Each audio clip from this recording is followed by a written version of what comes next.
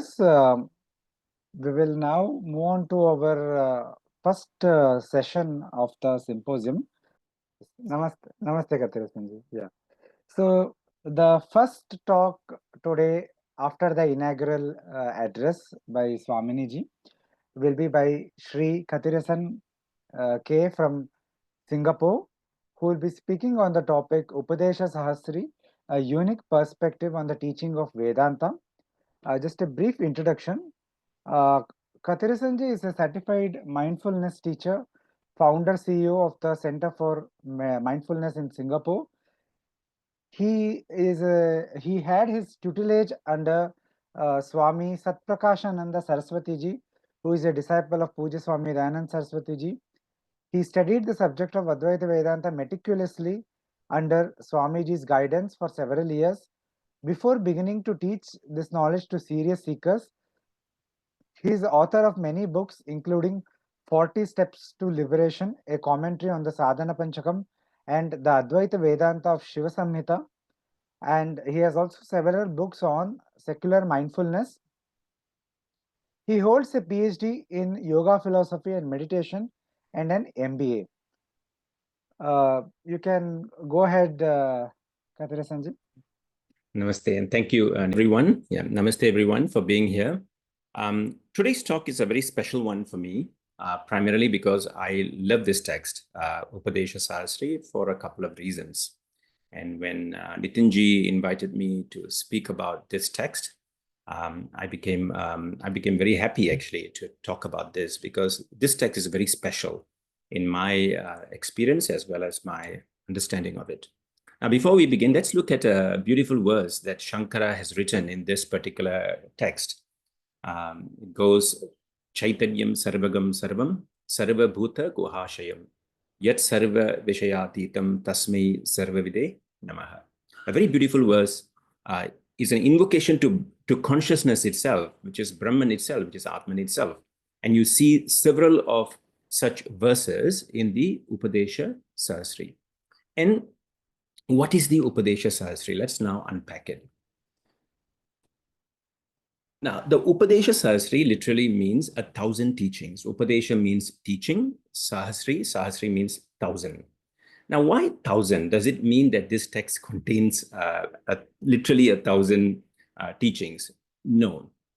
The term or the word 1,000 here means many. It is to show that there are many types of teachings in there. But I want to be very cautious here of using the word type, because the word type could indicate that there are different types and they're different in that sense. But that is not the case. Here, the word 1,000 could also be seen as perspectives, meaning different ways of approaching the teaching. So the word 1,000 could be appreciated as various ways through which we can appreciate and understand the teaching of the text. And what is the teaching? The teaching of Upadeshasahasrī is primarily about the equation of the self with Brahman, or self with consciousness. Basically, the self or Atman or Atma is consciousness, and this Atma is Brahman.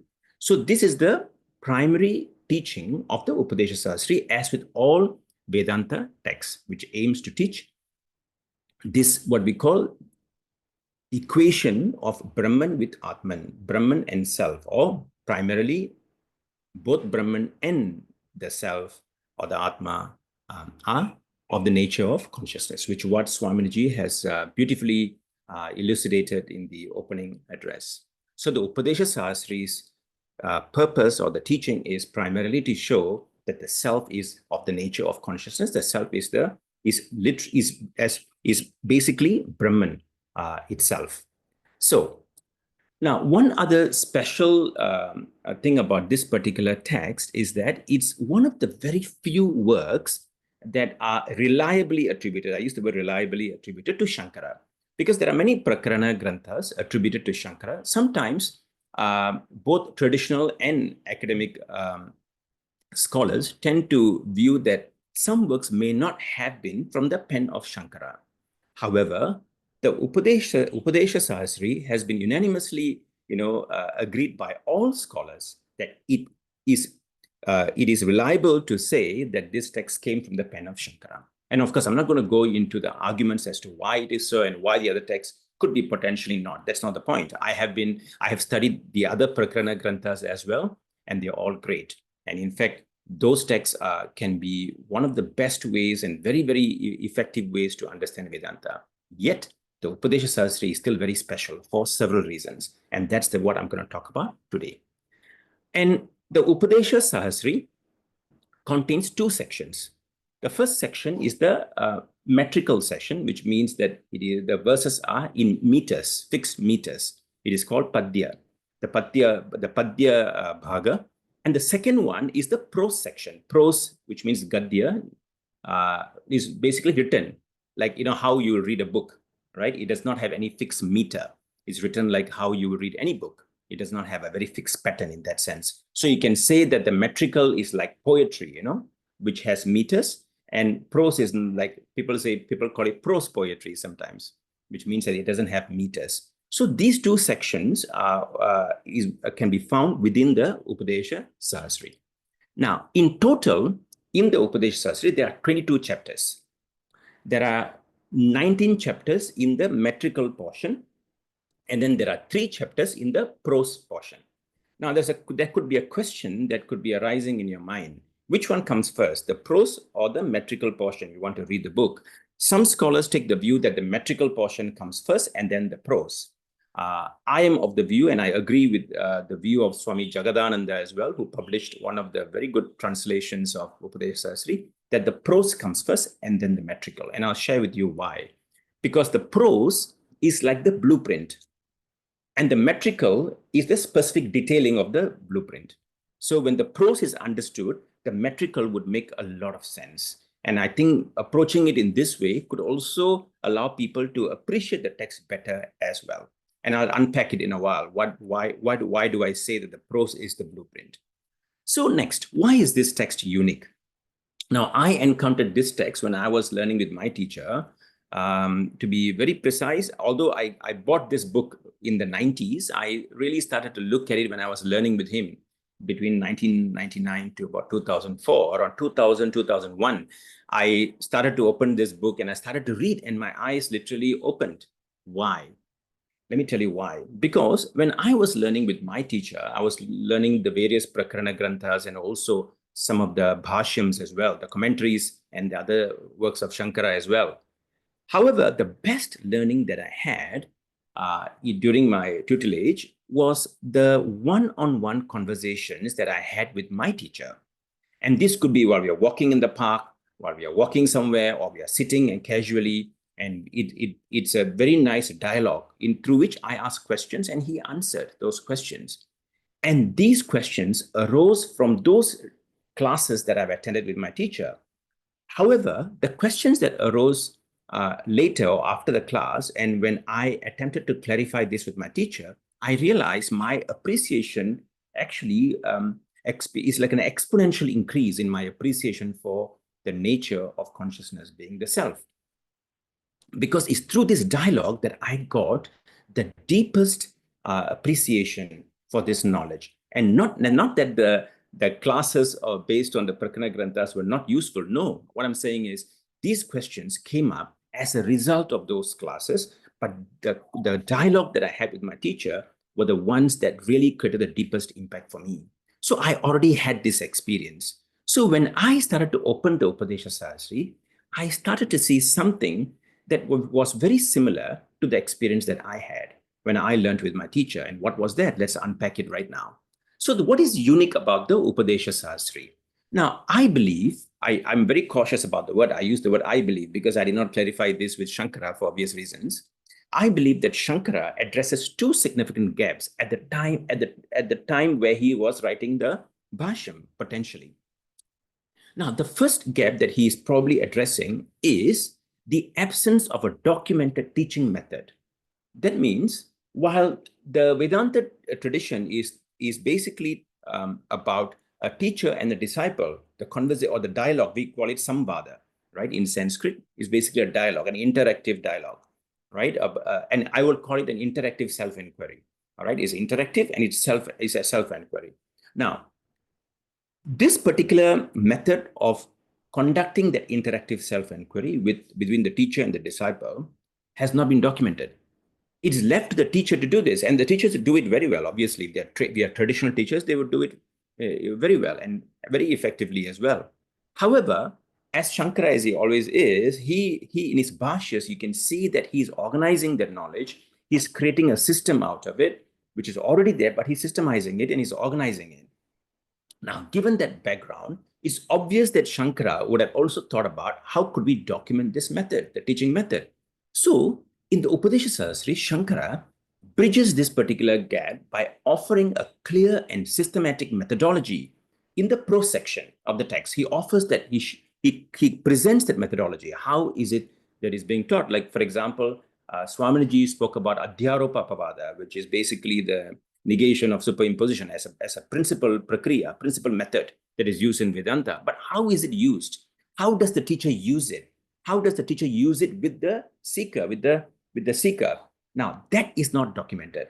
So here in the Upadeshasahasrī, Śaṅkara documents it, and he calls it Mokṣa Sadhana Upadesha Vidhi, which literally Mokṣa Sadhana means the means to moksha, the means to liberation. Upadesha means the teaching. Vidhi means method. So he calls this the method of teaching, the means to liberation. Beautiful, isn't it? So he names it before he even starts that prose section. He makes this statement: I'm writing this particular text, and the purpose is this is going to be the method of teaching, the means to moksha. As much as it is so, it has missed the radar of many teachers and students in the modern world. And the reason could be that this text may not be as popular as the other Prakarana Granthas, could be because of its size. It is not as short. It is not as short as the other Prakarana Granthas in that sense. It is not very large, but is fairly bigger than the other Prakarana Granthas. So here you can see that he has documented it.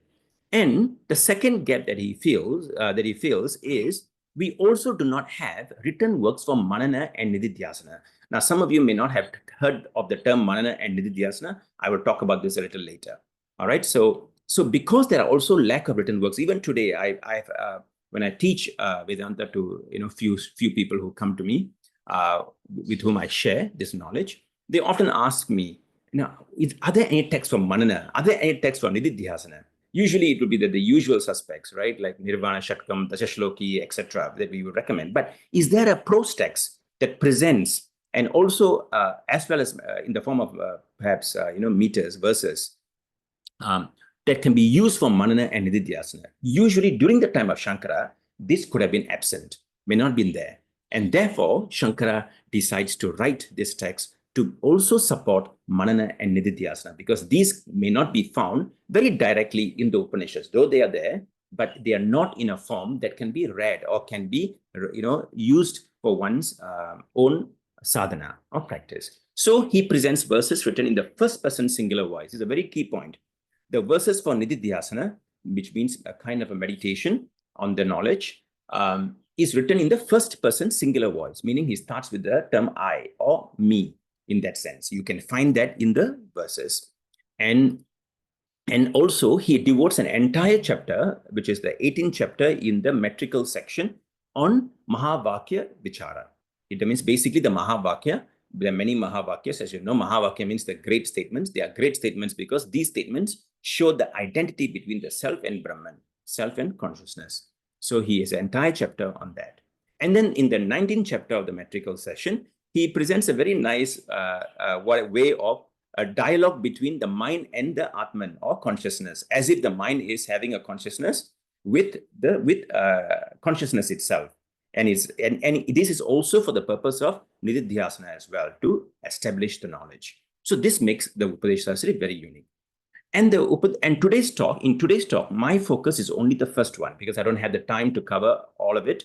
And even 30 minutes would not be sufficient to cover the depth of what is in the Upadeshasahasrī, even as an introduction. So I'm going to just talk about the documented teaching method that Śaṅkara presents in the Upadeshasahasrī. So the Vedanta pedagogy here, you can see, has 4 stages in the Upadeshasahasrī. The first one is adhikara. Adhikara means competence or eligibility. So here he sets the preconditions for seeking moksha. Before a person seeks moksha, or before even a teacher teaches moksha, what are the preconditions? He talks about it. So who is the competent seeker? He presents the competent seeker first in the Upadeshasahasrī. So he defines the competent seeker as follows. Now, if you see the number G 1.2-3, what does it mean? G means Gadya, means the prose section. If you see if you see P, which means Padya, means is the metrical section. So G 1.2-3 means in the Gadya, means in the prose section, it is chapter 1, verse 2 to 3. That's what it means. Okay, this is how you read the numbers if you encounter. Now, he says the competent seeker is a pure Brahmana. What is a pure Brahmana? Here, it could mean many things. And one point that I would like to share is that here it means that the person has the prior exposure to scriptures or Shastra. That is what it means. The person is exposed to it. He's not ignorant of the Shastric tradition or the scriptural tradition. And we'll talk more about it. And he's dispassionate, meaning that he has vairagya. He's a wandering renunciate. He uses the word Paramahamsa Parivrajaka, meaning that he's a wandering monk. Means he's not in one place. He's a wandering monk, and that is the competent seeker in his eyes. And then this person has also mastered the mind and senses, meaning that there's a certain degree of self-mastery in this person. And he or she is compassionate, right? Very compassionate in that sense. The compassion comes up as a very key element in the person's qualification. A proper disciple and approach the teacher in the right manner, meaning a proper disciple here would mean that the person knows how to relate with the teacher, how to speak with the teacher, how to approach the teacher. All of these are part of the tradition itself. So it implies all of this, the last two could also mean an extension of the first qualification, which is the pure Brahmana, meaning that the person knows the tradition, knows the method of approaching a teacher, treating a teacher, etc. Next, he goes to the traditional teacher. Who is this traditional teacher? What is the competence? Now, this is something that you don't find in many other texts. Of course, we know the famous term used in the Mundaka Upanishad, Shrotriya Brahmanishtam, means that teacher knows the methodology of teaching, knows the traditional methodology of teaching, and also person established in Brahman. This is very common that we quote. But however, what are the qualities of the teacher? The teacher should also actually embody. Here, Śaṅkara states that the competent teacher he assesses the seeker's background, including caste, profession, behavior, education, and parentage.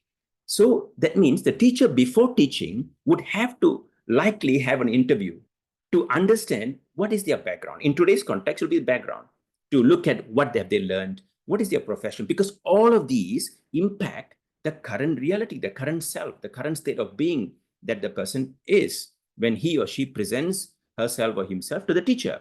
So teacher should conduct an interview to understand, before even starting to teach.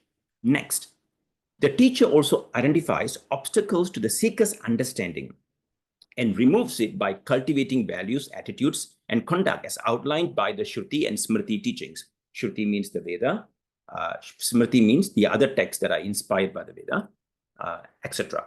So I want to spend some time here. So here, according to Śaṅkara, the repetition of the knowledge of Vedanta is not sufficient.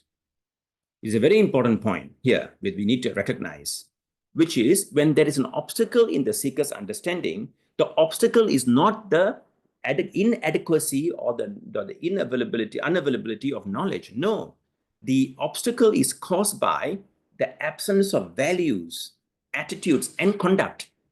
So therefore, the traditional teacher, perhaps instead of repeating the knowledge, he would remove it by emphasizing and cultivating values and the right attitudes and the right conduct as outlined in the Shastra, because these are the obstacles. Because of the absence of the values, attitudes, and conduct, therefore, they present as obstacles in the understanding. So the approach is different. If a teacher doesn't, if a seeker does not understand, the teacher does not attempt to only repeat the knowledge in different ways or present it in from different perspectives, but also to check in to see whether there are values, whether the attitudes are okay, the conduct is right, etc., and then cultivate it. This is a very important component that Śaṅkara presents. It's a skill of the teacher. And he also says that the teacher encourages the cultivation of humility, meaning that he would cultivate this humility, encourage the cultivation of humility in the seeker, etc. All the values, basically. So he mentions. Now, not only that, now look at the other skills that he mentions. Further, in the next verse, he talks about the teacher should be trained in the traditional teaching, meaning that he is exposed to the Prasthanatrayi Bhashya. What is Prasthanatrayi? Earlier, we heard from the two speakers as well. Nitinji and Swamiji had shared, which is Bhagavad Gita, Upanishad, Brahma Sutra. Understanding this and knowing the method, which is very important, how to teach this. That is the traditional teaching. So he must be trained in this traditional teaching. Next, he must also have the ability to reason through pros and cons, meaning to present the pros, to present the cons, to present, like, the Purapaksha tradition, presenting opposing views and then also dismantling them. He should be able to comprehend questions and retain them with clarity, meaning that he's not judgmental, to be honest. Sometimes the teacher may not understand the questions. So understanding the question is important, not assuming that the question is so. That can be a blind spot. The teacher should also be calm, self-controlled, compassionate, and kind in the way that they deal and relate with the seeker. This is very, very important. Otherwise, the seeker, because the way we respond, the way the teachers respond, could potentially also hit the hotspots of the seekers, which inevitably would bring out the worst from the seeker, and that doesn't help the teaching. Now, the teacher should also have a genuine desire to help others, detached and a renunciate. He uses the Śaṅkara says that they're detached from enjoyments, etc. It means enjoyment is not primary, and a renunciate primarily, meaning that they are a sannyasi, and he or she must be a knower of Brahman and established in it, Brahmavid, and also having that sthiti in Brahman, which is what we call as Brahmanishtha as well. And he's devoid of bad conduct and does not transgress values. Even though he could be a sannyasi or a teacher, he still adheres to the values that he cultivates in the seekers, and through that, he has also embodied those values. And lastly, the sole aim of helping and teaching Brahman to others would be his only primary goal of life, primarily. So here you can see beautifully Śaṅkara presenting the traditional teacher. Who is this traditional teacher? What are the qualities that they have embodied? What should they have? Or maybe this could also be a good yardstick for teachers as well, to know and cultivate this consciously. Next, the method of instruction. So he then presents, after presenting the adhikara, he presents the method of instruction. The first thing is Shravana. Shravana means listening to Brahma Vidya, meaning that listening to the teaching of the Vedanta, which is what Shravana is, which we have already heard from Swamiji as well. So in Shravana, he shares 3 stages. Stage 1 is to introduce the Shruti text to establish the oneness of Atman. That means in stage 1, the teacher presents the Upanishad verses, Upanishad mantras, to show the oneness of Atman and Brahman. Stage 2, he presents the definition of Brahman provided by the Shruti, defining Brahman. All right, and that too is presented. And stage 3, definition of Brahman, this time using the Smriti text, not just the Upanishads, but also Bhagavad Gita, etc., to show that actually it is in the Smriti also we find these teachings. And here is a snapshot of the text. You can see here at the bottom, those of you who are not familiar with Sanskrit, you can see at the bottom, all the Shruti texts are quoted by the teacher. So the Śaṅkara says, after teaching this, he should teach the definition of Brahman through Shruti texts, etc. Right at the bottom, this version that I'm using is by Swami Jagadananda. He has quoted all the Upanishad verses that have been quoted by the teacher and quoted by Śaṅkara to be used in the teaching. Next, he presents Manana. Now, Manana is the reasoning to facilitate the assimilation of Brahma Vidya. Now that I've listened to this from my teacher, now I need to assimilate it. Now, how do I assimilate it? Now, that is called Manana, reasoning. And here, there are 2 stages he provides. The first stage, he says, is the teacher should first pose a question to the student, the seeker. Who are you? So here begins the dialogue. So here is where Śaṅkara makes a very important point, that this Vedanta teaching is actually a samvada. It's a dialogue. It's not a one-way teaching where you sit at a pulpit or sit at a stage or sit on a platform and you teach and the others just listen. No, that's not enough. After that, there should be an interactive process of self-inquiry. And he even gives that example. I'm going to show that to you in a while. That's stage 1, where he quotes the Shruti and then he conducts the what I call the dialogue. The second stage is reasoning, but this time without the Shastras. You don't have to use the scriptures anymore. You just conduct the manana. All right. And then he also gives an example of that as well. Without quoting the Shastra, conducting the manana. First stage is with the Shastra. Second stage is without the Shastra. He conducts it. And here's an example, a screenshot of the dialogue. Now you can see here, on the left side, you said, how am I devoid of birth, lineage, sanctifying ceremonies are different? Listen, and then the teacher answers. All right. And then look at the right side. Here, Śaṅkara says, if the disciple says, how did I speak wrongly, sir? The teacher would reply, so. Look at the bottom. If he asks, how is the body possessed of this? The teacher would say. So you can see here, Śaṅkara literally gives you an example, gives the teachers an example, how it should be taught, how you should conduct this interactive self-inquiry in that sense.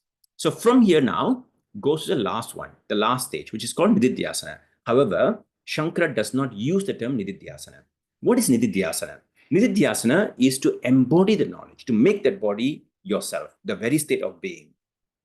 And the purpose of Nididhyasana is to remove viparita bhavana, means contrary tendencies. Like I learned this knowledge, but I'm always angry. I identify with the body. I refer to the body as the self, though I've understood this knowledge. And for that, you need Nididhyasana. Although Śaṅkara uses the term parisankhyana here, which means repetition. This is not prasankhyanavada. Some of you who are very familiar with Vedanta, you know something called prasankhyanavada, which is repetition as a means to know the self or attain moksha. That is not what he's talking about. Here, parisankhya means repeating the knowledge from the first person singular voice. He gives example of that as well. Look at this here. Here in Upadeshasahasrī, you can see this is how a person who has known this knowledge should practice repetition or nididhyasana or parisankhya. You can see it starts with I, right? It starts with the I. And it continues, in that particular section, you will see he gives more examples of how this parisankhya or nididhyasana is done with the first person singular voice. I am that consciousness. I've learned what consciousness is from my teacher, but now it's time for me to see that as I, that repetition. So repetition cannot be done rather repetition has no value unless we start with the I, meaning that now I identify the self, myself, with that consciousness, with that knowledge. Now, with that, you see the full, what I call pedagogy. So I've indicated the verses. Those of you who may be interested, you can refer to the text as well. The verses that refer to the 4 stages.